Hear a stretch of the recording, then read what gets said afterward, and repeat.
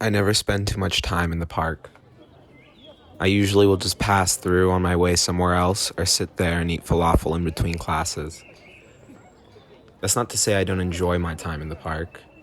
Living in New York, I've learned it can be difficult being constantly engulfed by concrete and one-track minds, and the park might be the closest thing I have to true nature.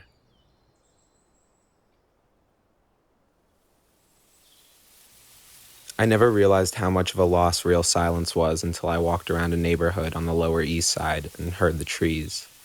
I took advantage of that sound before I moved here because now, even when I'm in nature, the reminder of what's beyond that patch of green is constant. But I take what I can get. Whenever I decide to stay in the park for a little while, I'll put on my headphones and take a seat on a bench in the shade. I sit there and think, watching as hundreds of people walk by. People watching is a great pastime, but doing it always makes me self-aware. How many people have seen me cry? How many people have seen me have a panic attack?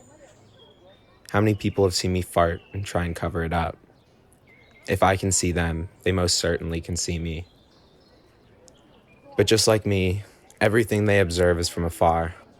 I see these people with the same shitty vision they see me with. Nothing but a blur, a glimpse into a life that's existed years prior.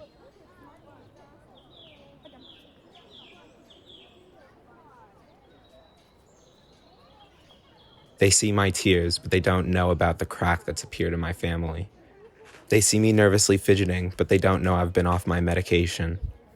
They see me frantically fanning the air, but they don't know I've had Mexican for lunch. Then again, I never want somebody to approach me in these moments, so no complaints.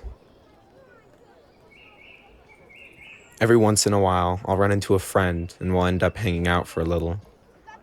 I'm always open to these interactions because they don't happen often.